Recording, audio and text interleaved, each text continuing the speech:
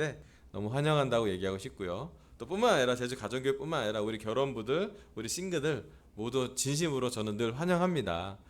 오늘은 예배당에 거의 꽉 찰 정도로 한 40명 가까이 팀들이 아까 한 대여섯 명이 와 있어갖고 지금 다 나갔어요. 성천만 하고 설빙 간다고 합니다. 그래서 팀들은 좋겠다. 그래서 우리 민호 형제가 또 우리 복원 자매가 자매들과 형제들 데리고 나가서 지금 좋은 시간 보낼 것 같습니다. 너무 섬겨줘서 감사하고요. 자, 우리 지난 주일 설교는요 에베소서 강의 네 번째로 성령의 날인에 대해서 말씀을 전했습니다. 그리스도를 믿음으로 우리는 성령님이 우리를 이렇게 도장을 찍어줬다는 그 말씀과 성령은 상속의 담보라는 말씀으로 말씀을 전했습니다. 오늘은 이제 에베소서 강의 다섯 번째로 주제가 죄인에게 자비를 주신 하나님이라는 주제입니다. 자, 오늘 말씀은요 에베소서 2장 말씀에 드디어 들어갑니다. 좀 넘어가줘야 될 것 같은데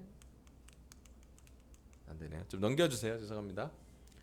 오늘 중심 구절이 에베소 2장 1절부터 3절이니까요. 같이 한번 한 목소리로 읽어봤으면 좋겠습니다. 여러분도 시작. 여러분도 전에는 허물과 죄로 죽었던 사람들입니다. 그때 여러분은 허물과 죄 가운데서 이 세상의 풍조를 따라 살고 공중의 권세를 잡은 통치자 곧 지금 불순종의 자식들 가운데서 작용하는 영을 따라 살았습니다. 우리도 모두 전에는 그들 가운데에서 육신의 정욕대로 살고 육신의 마음이 원하는 대로 행했으며 나머지 사람과 마찬가지로 날 때부터 진노의 자식이었습니다. 아멘. 여기 말씀해 보면 사도 바울은 에베소 2장에 우리가 누구인지에 대해서 밝히기 시작합니다. 사실 에베소서 1장에서는 사도 바울이 하나님은 그리스도 안에서라는 주제로 하나님과 그리스도를 중심으로 에베소 1장이 많이 전개가 됐어요. 하나님이 누구신지 또 우리가 그리스도 안에서 얼마나 큰 특권을 받았는지에 대해서 에베소 1장이 나왔고요. 에베소 2장이 시작하자마자 카메라 렌즈로 하면 이제 하늘 하나님 또 예수님에게서 우리로 카메라 렌즈 각도가 좀 바뀝니다. 여기 나오는 것처럼 우리가 누구인지를 명확히 사도 바울은 기록하고 있어요. 우리가 누구인지 이렇게 형성하는 시기, 생각을 형성하는 시기는 아마 우리가 사춘기 때 우리의 정체성에 대한 질문을 하잖아요. 우리 아마 다들 사춘기를 지나봤으니까 아까 좀 나갔던 팀들이 그 질문을 하고 있을 거예요. 난 누구인가? 또 여긴 어딘가? 뭐 이런 느낌. 약간 철학적인 질문도 하게 되고 뭐 존재론적인 질문도 하게 되고 내가 어떤 사람인지 라는 정체성 또 내가 뭘 좋아하지에 관해서 뭐 진로에 대한 생각도 우리는 팀 때부터 하게 됩니다. 그런데 사도 바울은 영적으로 명확하게 우리가 누구인지를 우리가 전에 어떤 사람인지에 대해서를 기록하면서 환기시키고 있습니다. 특별히 1절부터 3절에 나오면 여러분도 전에는 허물과 죄로 죽었던 사람이라고 표현하고 있습니다. 다음 편에 좀 넘겨주세요.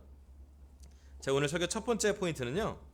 우리는 허물과 죄로 죽었던 사람들입니다. 다음 슬라이드 좀 넘겨주세요. 여기 허물이라는 단어는 파랍토마라는 단어인데 죄, 범죄, 뭐 실수라는 뜻이 있어요. 문자적인 설명을 하자면 곁에서 떨어짐, 진리나 정도에서 벗어남, 이탈함, 의미로 얘기하면 실수, 잘못, 오해, 실책, 범죄 이런 것이 기록되어 있습니다. 잘못이 두 번 들어가 있네요. 그리고 죄라는 단어는 하마르티아라는데 그건 어떠냐면 표적 관역을 벗어나는 화살이라는 의미예요. 목표를 이루지 못했다는 것을 의미한다고 합니다. 사도 바울이 에베소서 제자들에게 전하는 말씀에서 분명한 것은 우리 모두가 허물 또 죄로 죽었던 사람이라는 것을 기억하라는 것이에요. 요즘 우리가 여러 가지 덥기도 하고 또 여러 가지 교회의 혼란을 경험하면서 까먹는 개념이 저 개인적으로 좀 있었던 것 같은데 어떤 한 말씀이 저를 좀 정신 차리게 했어요. 최근에 저희 17살 된 딸 엘이랑 대화를 하다가 어떤 대화하다가 엘이랑 뭐 그런 주제를 얘기할 건 아니었는데 갑자기 제가 고등학교 1학년 때 뭐 했지? 라는 생각을 딱 하게 됐어요. 그 생각을 하다가 내가 자꾸 까먹는구나 라는 생각을 하게 됐습니다. 뭘 까먹냐면 저의 과거요. 왜냐면 제가 이제 제자 생활한 지 벌써 32년 차 되기 때문에 어떻게 보면 제자 생활의 생각이 더 가깝죠. 익숙하고. 그러니까 51살의 왕시기로 살면서는 제자 생활을 훨씬 오래 한 거죠. 살다 보면. 그런데 까먹는 것 같아요. 뭘 까먹냐면 내가 어떤 사람이었는지, 나의 죄성이 뭐였고, 나의 정체성이 무엇이었고, 나의 본질이 어디였는지를 쉽게 자꾸 까먹어요. 제가 영적인 것처럼 생각하면서. 예, 허물과 죄가 많았던 삶을 저를 포함해서 이 자리에 앉아있는 모두 우리는 그렇게 살았을 거예요. 저는 반복되는 죄가 있었고 음란과 거짓이 제 마음을 되게 어둡게 했던 기억이 납니다. 제 마음속에 해결되지 않은 억울함이 있었고 또 교통사고로 돌아가신 아버지에 대한 슬픔과 세상에 대한 원망이 있었던 것 같아요. 그리고 어떤 걸 표출하지 못하는 분노가 자리 잡고 있었는데 되게 제 마음의 깊숙한 곳에 슬픔이나 어려움은 묻고 살았던 것 같습니다. 겉으로는 평범한 고등학생이었지만 속에서는 되게 더럽고 썩어 있고 혼란스럽고 또 죄가 많고 어디로 가야 될지 모르는 좀 이렇게 장애물이 많은 그런 마음을 겪었던 기억이 나고요. 어느 하루는 마음속에 어떤 막다른 벽을 치고 있는 듯한 그런 느낌으로 살았던 것 같아요. 앞으로 어떻게 살아가야 되지? 난 지금 무엇을 해야 되지? 우리 아버지는 돌아가셨는데 난 지금 어떻게 살아야 되지? 뭐 이런 생각을 계속 했던 것 같아요. 어느 날 제가 성경 공부를 초대를 받고 성경 공부했을 때 제가 가장 좋았던 시간은 제 죄를 고백하면서 제 어릴 때 모습 또 제 상처를 고백하면서도 그걸 고백할 만큼의 안전한 관계가 있음이 너무 좋았던 것 같아요. 성경 말씀이 살아있고 성경의 말씀에 의하면 제 마음이 허물과 죄가 많았던 사람이었는데 허물과 죄를 열어둘 만한 공간과 시간이 그동안 없었어요. 그냥 마음 한켠에 묻어버리고 살고 어떨 땐 친구들이랑 뭐 회포를 풀기도 하고 또 나이가 들어서 뭐 이제 술 먹는 사람도 많이 봤고 그런 것만 봤지 실제로 내 마음에 허물과 죄를 내 삶의 본질을 잘 열 수 있는 시간은 없었던 것 같아요. 그런데 그 시간은 제가 먼저 나는 게 아니라 성경을 읽고 성경 말씀을 보았던 형제들이 저한테 자신의 허물과 죄를 고백했고 그 자신의 허물과 죄를 고백하는 관계를 보면서 여긴 되게 깊은 얘기를 할 수 있는 관계구나. 여기는 상처도 나눌 수 있구나. 어떤 건 죄였고요. 어떤 건 상처였어요. 그것도 나눠봐야 분리수거가 됐는데 꺼내보면서 그런 시간이 됐던 것 같아요. 그리고 저는 처음으로 성경 공부 중에서 선교사로 왔던 우리 이강희 장로님, 지금 우리 한국의 TF팀으로 오신 분 장로님께서 처음으로 저한테 사랑한다고 얘기를 했어요. 그래서 제가 귀를 다시 들었죠. 뭐라고요? 되게 어색하게 다시 한 번만. 잘못 들은 거 아니죠? 예, 유행가 가사에서 나왔던 말, 제가 부모님한테도 잘 들어보지 못했던 말, 특히 성인 남자한테는 아마도 못 들어봤을 만한 말, 처음 들어봤죠. 왕식아, 내가 널 사랑한다. 그때 되게 되게 이상했던 것 같아요. 저는 허물과 죄를 고백했는데 저는 이렇게 못난 사람입니다. 저는 이걸 부끄럽습니다. 저는 이걸 어떻게 해야 될지 모르겠습니다 했는데 그 죄 고백 시간 이후 또 십자가 공부의 시간, 예수님의 십자가를 나누고 난 다음에 저에게 했던 그 표현이 뭐 한편으로는 잘 안 믿겼죠. 이분이 나를 얼마나 알까? 정말 아는 건가? 또 반대편으로는 그래도 누가 얘기해 주니까 참 좋다. 그때 제 마음속에는 마치 예수님이, 하나님이 이분을 통해서 저에게 했던 개인적인 말씀이었어요.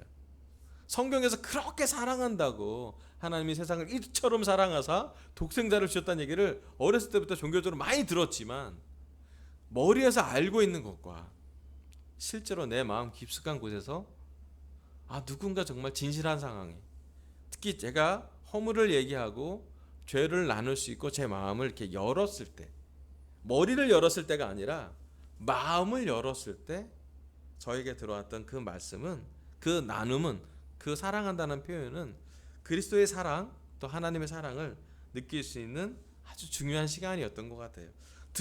듣고 싶었던 것 같아요. 누군가에게, 어떤 사람에게 나도 사랑받을 만한 사람이고 사랑하고 싶다라는 용기나 격려가 필요했던 시간이었던 것 같아요. 그때. 그리고 나서 이제 사랑하는 표현을 받았으니 숙제가 뭐였냐면 집에 가서 어머니한테 사랑 표현을 하라고. 안 해봤거든요, 저도. 그래서 어머니한테 뭐 그 당시에 이게 그 뭐 조그만 선물도 준비하고 간단한 손편지를 써서 어머니 사랑합니다 했더니 야 어버이날도 아니고 내 생일도 아닌데 이게 웬일이냐 잘했다 하면서 좋아했던 어머니 기억이 나는데 참 신기했던 것 같아요. 우리가 전하고 후가 구분되는 삶을 우리는 살고 있었어요. 네, 우리 전에는 저뿐만 아니라 되게 허물과 죄가 많았던 그런 삶을 살고 있지 않았습니까? 다음 슬라이드 좀 넘겨주세요. 고린도전서 1장 26절부터 28절까지 한번 읽어보겠습니다. 고린도전서 1장 26절입니다. 형제 자매 여러분, 여러분이 부르심을 받을 때 그 처지가 어떠하였는지를 생각하여 보십시오. 육신의 기준으로 보아서 지혜 있는 사람이 많지 않고 권력 있는 사람이 많지 않고 가문이 훌륭한 사람이 많지 않았습니다. 그런데 하나님께서는 지혜 있는 자들을 부끄럽게 하시려고 세상의 어리석은 것들을 택하셨으며 강한 것들을 부끄럽게 하시려고 세상의 약한 것들을 택하셨습니다. 하나님께서는 세상의 비천한 것들과 멸시받는 것들을 택하셨으니 곧 잘났다고 하는 것들을 없애시려고 아무것도 아닌 것들을 택하셨습니다. 아멘. 사도 바울은 우리가 예수님을 처음 만났을 때, 예수님이 우리를 처음 부르셨을 때 그 처지가 어떠했는지를 생각해 보라고 합니다. 실제로 고린도 교회는 돈 많은 사람도 많았나 봐요. 거기가 상업도시였고 무역도시였기 때문에 돈 많은 사람도 많았고 돈 많은 사람들이 가문이 훌륭하다고 자랑한 사람도 교회에 있었다고 합니다. 교회가 또 교만했잖아요. 바울을 되게 막 공격하기도 하고. 여러분 알잖아요. 우리 고린도 교회의 모습을 보면 지금 우리가 갖고 있는 교회의 모습보다 훨씬 더 이상한 상황을 교회에서 많이 볼 수가 있어요. 그런 고린도 교회에 사도 바울이 편지 썼을 때 사실은 교만하거나 가문이 좋거나 멋있다는 것을 내리는 표현을 씁니다. 실제로 고린도 후서로 가보면요, 사도 바울은 자기가 얼마나 고난이 있고 얼마나 약한 사람인지도 고백하게 됩니다. 그리고 얘기합니다. 처음을 잊지 말라고요. 그럼 우리 삶을 살 때 초심을 가져가는 거 정말 중요한 것 같아요. 제 삶이 그랬잖아요. 군대 때 이등병 때처럼 살면 정말 잘 살았을 것 같아요. 빠릿빠릿하게. 병장으로 살면 안 됩니다. 군대에서 그랬던 기억이 나요. 우리가 자꾸 초심을 잃기가 쉬워요. 심지어 요한계시록에서 예수님이 에베소 교회 인도자들에게 써본 편지는 권면한 것이 인내한 것도 알고 있고 니골라 당을 잘 구분한 것도 알고 있는데 에베소 교회 제자들한테, 특별히 오래된 제자들한테 첫사랑을 잃어버린 것을 예수님은 회개하라고 이야기하고 있습니다. 하나님이 에베소서에서 사도 바울을 통해서 우리에게 전달하고 싶은 메시지에, 특별히 에베소 2장 1절부터 3절의 메시지는 우리가 어떤 사람이었는지, 우리가 처음 어떻게 예수님한테 부르심을 받았는지를 기억해보고 그 시간을 묵상해보라는 말씀입니다. 예수님과 하나님과의 우리의 첫사랑이에요. 어쩌면 좀 투박할 수도 있고 우리 마음이 잘 정돈되지 않을 수도 있고, 또 진행되는 성역 공부 때문에 초대받았을 때 우리가 막 완전히 준비되어서라기보다도 의심한 사람도 있었을 거고 불안한 사람도 있을 수도 있었겠지만, 말씀을 공부하면 갈수록, 또 이 교회는 어떤 교회인가 궁금한 사람도 있었겠지만, 말씀을 공부하면 할수록 우리가 어떤 것을 더 집중했는지, 우리가 얼마나 많은 걸 잘했는지, 우리가 얼마나 열심히 살았는지도 중요하지만 우리가 더 관심 있어 본 거는 하나님이 관심 있어 하는 거, 그리스도가 관심 있어 하는 게 뭐였는지, 우리의 허물과 죄였습니다. 우리는 하나님의 위대한 부활을 공부하고 나서, 그리스도가 부활한 공부하고 나서 가장 먼저 공부한 것은 사실은 영광에 미치지 못하는, 허물과 죄로 감히 그리스도와 관계를 갖지 못하는, 관계에 합당하지 않은 우리의 삶을 보게 됐죠. 그래서 우리는 어쩌면 그 접점이, 우리의 죄와 허물과 그리스도의 십자가의 접점이 우리의 영적인 첫사랑이라고 감히 말할 수 있을 것입니다. 그때 우린 떨렸고 부끄러웠고 심지어 설레었습니다. 용서받았던 것, 2000년 전의 사건이었는데 용서받았다는 것으로 우리는 자유함을 느꼈고, 그리스도의 십자가의 사랑을 거저받았으니 거저줄 용기가 생겼죠. 많이 받았으니 그래도 조금 나눠줘야 된다는 확신이 그때 있었을 거라고 생각이 듭니다. 혹시 오늘 우리와 예수님과의 그 첫사랑을 마치 권태기가 온 부부처럼 무덤덤하게 잊어버린 사람이 있다면 다시 한번 우리가 어떠했는지를 살펴보시길 바랍니다. 어쩌면 고린도 교회는 그들의 처음을 잊어버렸을 때 그들이 쉽게 교만해졌고요, 쉽게 음란해졌고요, 쉽게 많은 분열이 있었던 교회로 성경은 기록하고 있습니다. 여러분, 우리 삶에서 가장 중요한 게 뭘까? 우리가 지금 봐야 될 게, 많이 보고 많이 집중해야 될 게 뭘까 보면 어쩌면 우리 마음속에 그리스도, 첫사랑, 우리가 그리스도를 만날 때 그 강렬한 십자가의 사랑을 다시 한번 기억해 볼 시간이라고 생각이 듭니다.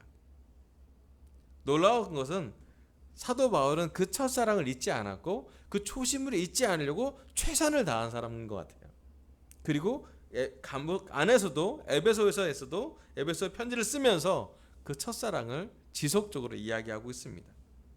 우리가 어떤 사람이었는지요.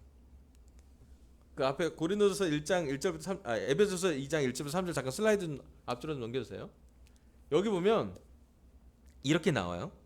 그때 여러분은 허물과 죄 가운데서 이 세상의 풍조를 따라 살고 공중의 권세를 잡은 통치자 곧 지금의 불순종의 자식들 가운데 작용하는 영을 따라 살았다고 합니다. 사도 바울이 봤던 관점에 우리는 어떤 사람들이었냐면 세상의 풍조를 따랐던, 공중의 권세를 잡은 통치자 앞에 불순종하는 영을 가진 사람들이라고. 그래서 어지럽고 전쟁이 있었고 그 안에 많은 죄가 있었음을 사도 바울은 이야기하고 있습니다. 여러분, 우리 주위에 있는 요즘 세상을 좀 바라보세요. 더 현대화되어 있고 더 세련된 그런 문화가, 경제가 발전하고 있지만 지구 한편에서는 아직도 우크라이나와 러시아가 전쟁 중에 있어요. 그치지 않은 전쟁이 계속 지속되고 있습니다. 벌써 4개월 가까이 전쟁은 계속 진행되고, 상식적으로 이해되지 않지만 지금도 누군가는 전쟁 고화가 되고 있고 지금도 누군가는 전쟁 중에 정말 이렇게 민간인이 많이 학살당하고 있는 건 누군가의 죄의 결과이기도 합니다. 뿐만 아니라 이번 주에는 전 총리, 일본의 한 총리가 이렇게 피격을 당해서 돌아가셨다고, 사망했다고 어제 소식을 들었어요. 좀 이해할 수 없는, 일본 사람들이 지금 충격을 먹었을 거예요. 테러가 별로 없는 나라거든요. 그런데 어떻게 그런 일이 벌어질까? 상식적으로 우리 삶에 생각보다 이 세상의 풍조는, 공중의 권세를 가진 통치자는, 사탄은 우리에게 여러 가지 많은 것들을 보고 있습니다. 세상이 좋은 면만을, 성공할 면을 보게 해주기도 하지만 실제로 허물과 죄가 얼마나 많은지, 그리고 그 안에 얼마나 많은 전쟁과 시기심과 음란과 위선과 악함이 존재하고 있는지. 여러분, 오늘 이 시간 우리가 하나님을 만났을 때 우리가 아마 잘난 상태에서 만나지 않았을 거예요. 온전한 상태에서 만나지 않았을 겁니다. 우리 안에 충돌이 있었을 거고 어두움이 있었을 거고 혼란이 있었을 때 우리는 그리스도를 만났습니다. 여러분, 그것을 기억하면 좋겠어요. 그래서 하나님이 우리를 이 어지럽고 어두운 세상에서 구원해 내셨다라는 것을, 끄집어 내셨다라는 것을, 그리고 하나님과 예수님과의 교제를 하게 됐다는 것에 집중하고 또 감사하면 참 좋겠습니다. 아멘. 네, 다음 슬라이드 좀 보여주세요. 에베소 2장 4절에서 5절입니다. 네, 제가 읽어볼게요. 그러나 하나님은 자비가 넘치는 분이셔서 우리를 사랑하신 그 크신 사랑으로 말미암아 범죄로 죽은 우리를 그리스도와 함께 살려 주셨습니다. 여러분은 은혜로 구원을 얻었습니다. 아멘. 사도 바울은 허물과 죄로 죽은 우리들을 하나님께서는 자비가 넘치셔서 은혜로 살려주시고 구원하셨다라고 기록하고 있습니다. 허물과 죄가 많지만 사도 바울은 하나님의 은혜가 더 깊고 더 넓고 더 크고 더 진해서 우리의 죄를 덮을 만한 그런 사랑을 해주셨다고 표현하고 있습니다. 다음 슬라이드 넘기세요. 저는 설교 두 번째 포인트는요, 우리는 하나님의 은혜로 구원을 얻은 죄인입니다. 예, 우리가 누구냐면요, 죄인이에요. 맞아요. 교회는 죄인들의 모임입니다. 우리가 자꾸 착각하는 게 우리가 의인이라고 착각할 때가 많아요. 저도 많이 착각하니까 저와 비슷한 분들은 그랬을 것 같아요. 예, 우리 착각하지 마셔야 될 게 우리 죄인들입니다. 회개했던 죄인이고요, 회개하고 있는 죄인이고요, 회개할 죄인이기도 하죠. 근데 회개의 본질은 뭐냐면 하나님의 은혜로 구원을 얻는 것을 우리가 믿는 것이에요. 우리가 의롭게 보이려고 해서 예전보다는 다른 삶을 산다고 해서 행위로 의로운 것이 아니라 그리스도의 십자가의 사랑을 우리가 이해함으로써 하나님의 깊은 은혜를 좀 알아감으로써 그것을 인정함으로써 우리는 그게 구원이라는 것을 잊지 말아야 됩니다. 너무나 자주 우리에게는 율법학자나 바리새파 같은 성향들이 들어오기 쉬워요. 뭔가 틀을 만들고 행위로 나의 업적으로 구원받고 싶은 그런 유혹을 갖고 있죠. 기준이 높은 사람일수록 완벽주의를 가져갈수록 그렇게 더 강해집니다. 왜 율법학자나 왜 바리새파가 그렇게 예수님과 대적을 했냐면 그들은 그들의 업적을 행동을 통해서 뭔가 구원받기를 원했어요. 자, 우리 허물과 죄가 있던 우리들이 제자가 되고 제자가 삶을 오래 살면 살수록 어쩌면 우리 삶에 율법주의가 들어오기 쉬워요. 너무 율법주의가 오기 쉽거나 반대로 너무 자유주의가 오기도 쉬워요. 좀 놔두라고. 근데 사도 바울은 얘기합니다. 우리는 하나님의 은혜로 구원을 얻은 죄인이라고요. 사도 바울의 에베소 말씀에는 하나님의 은혜, 자비라는 단어가 자주 등장합니다. 왜냐하면 사도 바울은 은혜를 깊이 있게 이해했던 사람이에요. 어쩌면 사도 바울이 이 자리에 온다면 우리 강석의 제자들 또 제주 가정의 제자들에게 은혜를 깊게 이해하라고 말씀을 전할 것 같아요. 은혜가 무엇인지, 은혜가 어떤 것인지, 은혜를 경험한 사람은 어떤지, 은혜를 깨닫는 것은 무엇인지, 은혜에 대해서 묵상하는 것은 무엇을 의미하는 건지. 예, 물론 예전에도 우리가 은혜를 알고 있고요. 아마 오늘도 성찬을 했기 때문에 우리는 은혜 속에 살고 있어요. 맞아요. 하지만 우리가 영적으로 성숙해진다는 것은 어떤 의미인지, 예, 은혜를 더 알아가는 것이에요. 우리 로마서 5장 20절부터 21절 보겠습니다. 로마서 5장 20절 21절. 율법은 범죄를 증가시키려고 끼어 들어온 것입니다. 그러나 죄가 많은 곳에 은혜가 더욱 넘치게 되었습니다. 그것은 죄가 죽음으로 사람을 지배한 것과 같이 은혜가 의를 통해서 사람을 지배하여 우리 주 예수 그리스도로 말미암아 얻는 영원한 생명에 이르게 하려는 것입니다. 아멘. 사도 바울이 인식하는 은혜는 죄보다 더 깊은 것이에요. 죄가 많은 곳에 은혜가 더욱 넘친다는 것이 사도 바울의 개념이었습니다. 우리 죄가 많을수록, 우리 허물이 클수록 우리가 깊게 공부해야 되고 배워야 되고 깨달아야 되는 것은 그리스도의 은혜, 하나님의 은혜가 깊었다는 것이에요. 깊이 있는 은혜를, 큰 은혜를, 진한 은혜를 경험하는 믿음은 우리 제자의 삶에 가장 중요한 것 같습니다. 최근 제가 자주 잊어버리는 두 번째 영적인 개념이 뭐냐면 제가 자꾸 죄인이라는 걸 잊어버리려고 할 때가 많아요. 때로는 제가 하는 일이 의로운 일이잖아요. 복음을 전하는 거, 목사로서 섬기는 것은 일 자체가 의로운 일이잖아요. 하나님의 일이잖아요. 제가 하나님의 일을 할 뿐 제 본성은 죄인이에요. 근데 자꾸 제가 어떻게 되냐면 제가 하는 일로 제가 죄인이 아닌 것처럼 착각하게 만드는 것이 제가 살고 있는 삶의 약간의 덫입니다. 이런 것 같아요. 세상을 바라볼 때도 그렇습니다. 세상이 아름답게 보여요. 세상이 되게 예쁘게 보이고 성공할 만한 것으로 보이고 모함짓도 하고 먹음짓도 할 만큼의 그 선악과처럼 보이는 게 세상이잖아요. 근데 세상에서 한 껍질만 벗겨보면 전쟁이 있고 테러가 있고 위선이 있고 거짓이 있고 뭐 하나 건강하지 않은 수없이 상처받은 영적이든 육적이든 감정적이든 여러 깨어진 관계들이 세상에 너무 많지 않습니까? 우리는 우리가 죄인인 것을 자꾸 잃어버릴 그런 유혹을 받을 때라도 다시 한번 생각해 봐야 돼요. 제가 예수님을 알고 예수님을 만난 지 한 32년째가 지나고 있습니다. 수리적으로 논리적으로 계산해 보면 1990년도보다 90년도 세례 받을 때보다 저는 예수님에 대해서 더 많이 알죠. 성경을 더 많이 읽었겠죠. 더 많이 설교하고 있습니다. 성찬에 대한 얘기를 하면 저는 산술적으로 수학적으로 계산해 보면 저는 1600번 이상 성찬을 경험했습니다. 지식도 많고 경험도 많아지는데 제 스스로한테 물어봐요.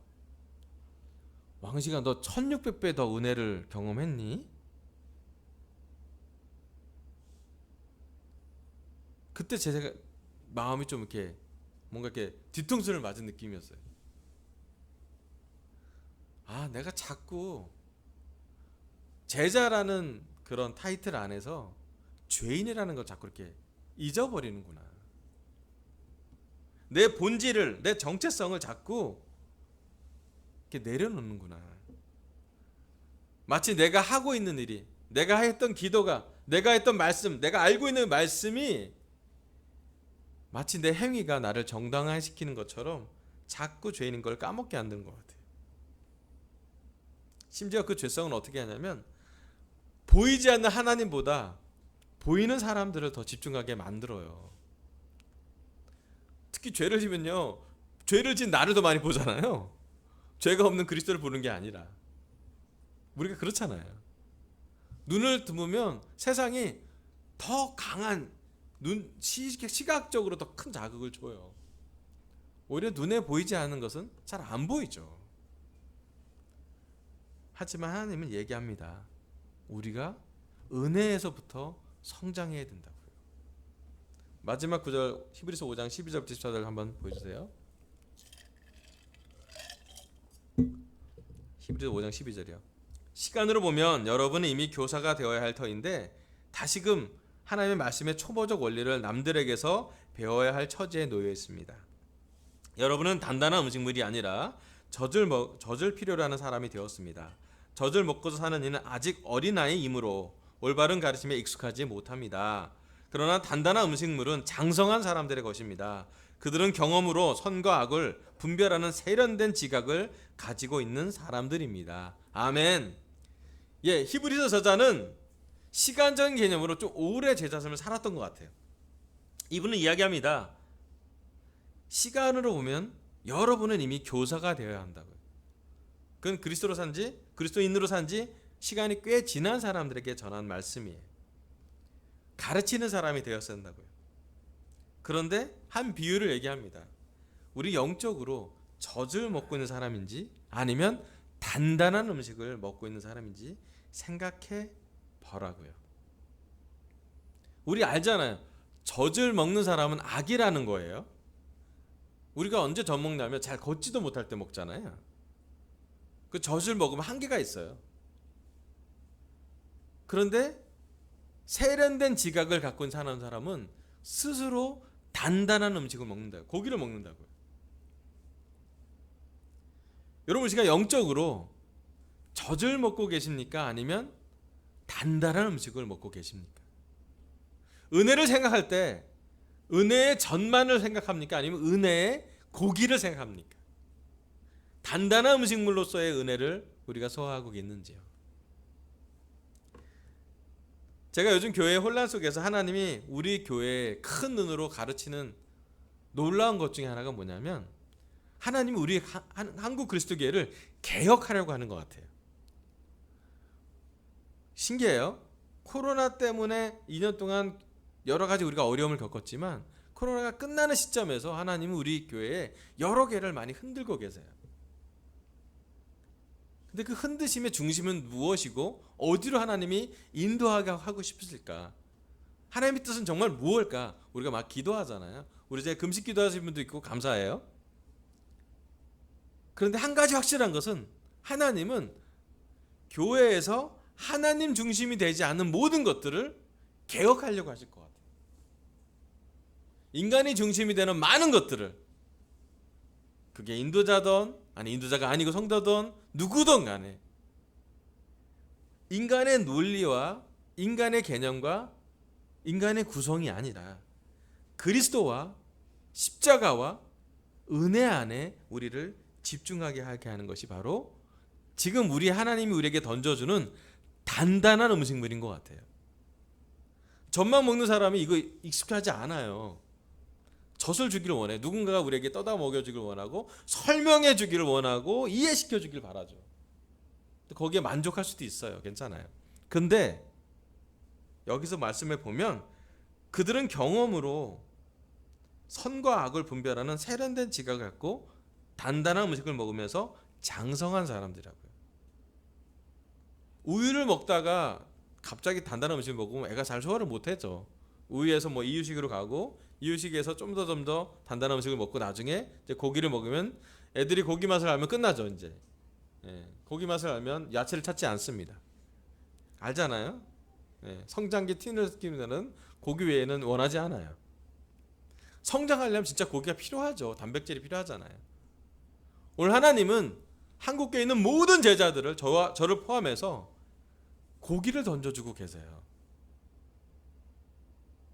그리고 이 고기를 잘 소화하기를, 어쩌면 세련된 지각을 통해, 어떤 분은 경험을 통해, 어떤 사람은 선과 악을 분별하는 뭔가를 가지고 계신다고 얘기를 합니다. 근데 우리 중에 이런 사람도 있을 거예요. 난 너 생각하고 싶지도 않아. 너무 복잡해. 너무 많아 읽을 게. 그럴 수도 있어요. 공감합니다.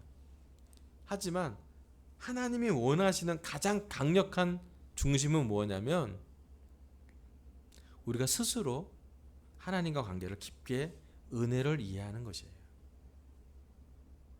어쩌면 우리의 구원을 이뤄가는데 이것만큼 중요한 게 없는 것 같습니다. 더 정확히 얘기하면, 사람을 의지할 것인지 아니면 하나님을 의지할 것인지, 사람을 기쁘게 할 것인지 아니면 하나님을 기쁘게 할 것인지, 사람을 더 알아갈 것인지 아니면 그리스도를 더 알아갈 것인지, 그리고 그리스도를 스스로 알아가려고 하는 사람들이 단단한 음식을 계속 소화해낼 수 있을 거라고 생각을 합니다. 오늘 시간 그리스도의 깊이, 은혜의 깊이, 사랑의 깊이, 하나님과 알아가는 은혜의 깊이를 계속 키웠으면 좋겠습니다. 머리로서뿐만 아니라 마음으로. 우리가 성찬을 하면 할수록 어쩌면 우리가 하루하루 구원에 더 가까이 가고 있을 것 같아요. 어느 시점 우리가 그리스도를 만날 겁니다. 어느 시점 우리의 하나님을 대면할 거예요.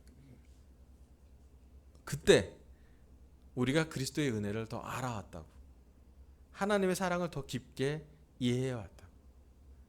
그래서 억울해도 우린 참았고, 지쳐도 다시 일어났고, 누가 나를 사랑해주지 않아도 그리스도를 전적으로 의지했기 때문에 저는 이렇게 구원을 지켜왔습니다라고 우리가 말하게 될 거예요. 여러분, 그때 약해진 몸과 마음이 아니라 성장해서, 장성해서 하나님이 보시기에 대견한 사람, 그리스도가 보기에 정말 자랑스러운 사람이 됐으면 좋겠습니다. 많은 업적을 만들어서가 아니라 억울함 속에서도 인내하는 사람, 작은 것에부터 하나님께 기쁨을 드리는 사람. 그리고 정말로 하나님이 주시는 힘으로만 살았던 것을 우리가 기억할 때 우리의 구원이 이뤄간 것으로 기억하면 좋겠습니다. 마지막 슬라이드 주세요. 오늘 하나님 저희 입술을 통해서 에베소서 강의 5번째, 죄인에게 자비를 주신 하나님에 대해서 말씀을 전하겠습니다. 첫 번째, 우리는 허물과 죄로 죽었던 사람들입니다. 허물과 죄로 죽었던 우리를 살리신 예수님의 첫사랑을 잊지 않도록 결정하면 좋겠습니다. 두 번째, 우리는 하나님의 은혜로 구원을 얻은 죄인입니다. 젖이 아니라 단단한 음식으로 소화를 함으로써 죄보다 깊은 하나님의 은혜를 묵상하길 바라면서 설교를 마치겠습니다. 감사합니다.